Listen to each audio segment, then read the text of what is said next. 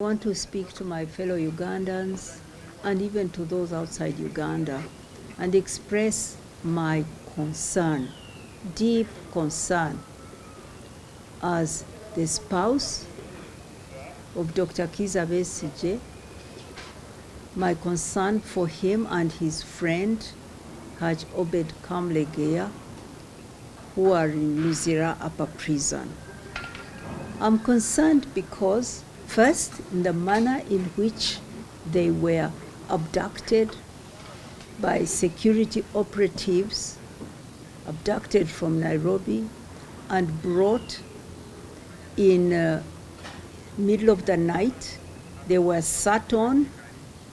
They were two old men. They are both old men in their 60s. Had two men sitting on them for more than 500 kilometers and dumped into a military prison. Following protests, they were moved to Luzira Upper Prison. There, I'm now concerned about the plans that may be being hatched against them at Luzira Prison.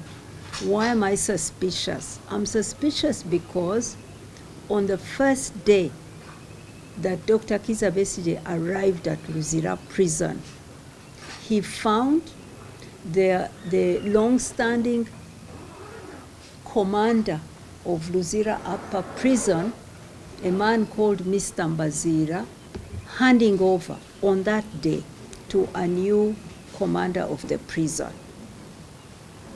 Mr. Mbazira had been asked on that day to hand over immediately and to go for training. It seemed suspicious that should happen on the day Kizza Besigye arrives.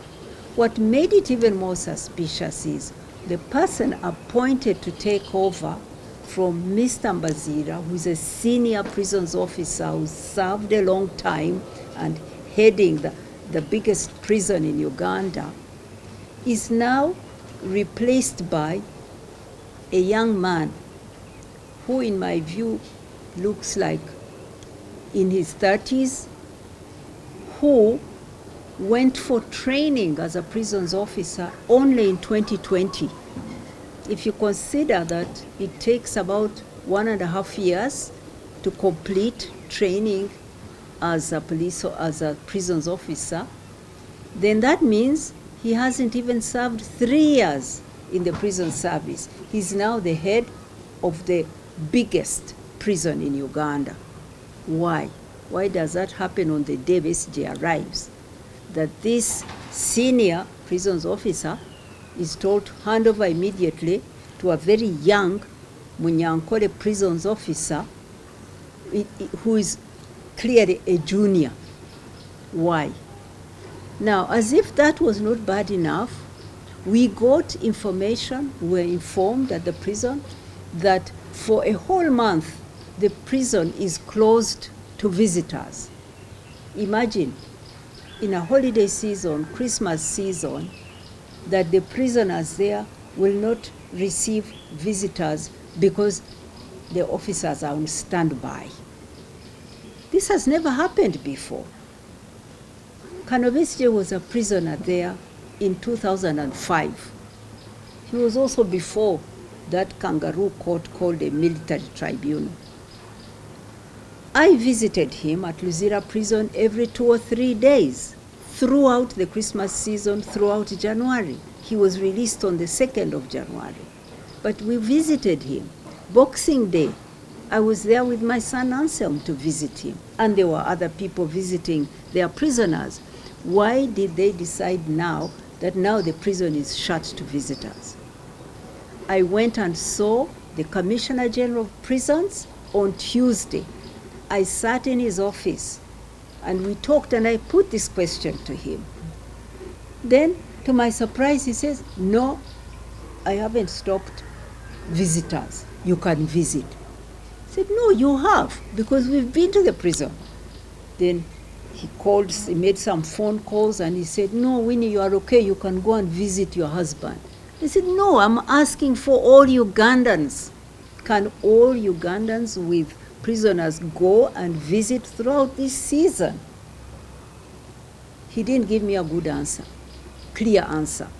I left without a clear answer. But the next day, they issued a press release saying, visits are suspended, but you can bring food and leave it at the gate. I am not leaving Besigye's food at the gate without knowing who is taking it to him. What if they give him what's not what I haven't brought? Everyone wants to take their food and hand it to their person. So I'm protesting that. And I'm saying this not only for my prisoners, but for every other Ugandan who has prisoners there. They have the right, they should have the right to see their people and to give them food and whatever else they need. So, all this has made me suspicious about the intentions that the government has towards Dr. Kizza Besigye and Haj Obed Kamlegeya. I question their intentions. Why did they abduct him? When there were clear processes, legal processes for bringing them from Kenya to Uganda. And when it was also very clear that they are returning. Besigye has many cases here and is always appearing in court. He travels, he comes and sees us and returns and goes to court. He was not a flight risk. Why did they have to abduct him? Why did they have to bring him in a prison and change the prison leaders? The prison leader. Why are they now saying for 1 month we must not see him? What do they want to do to him in that month? I'm asking.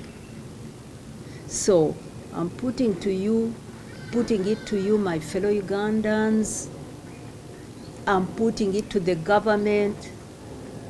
We are watching you. The whole world is watching you. Whatever happens to these two men, the world is watching you. You cannot do it in darkness. And I'm putting them on notice that I'm going to go to the prison, they can chase me away, and I will still come to the prison. It's my right to see my husband in prison. I know that he's not in the best of conditions. I am told by those who were able to go inside that he's locked behind like 6 levels of locks. You enter one and you lock, and you enter another and you lock 6 times before you reach a tiny little room where he's sleeping. That it looks more like a store than a room. I didn't want to complain about all of that. We were happy to wait until he goes to a proper court and seeks bail. But one thing after another is leading me to believe that these people who have abducted him have wrong intentions and want to harm him. So there it is. I'm putting it before all people, the entire world, to know that some harm is being done to these two men.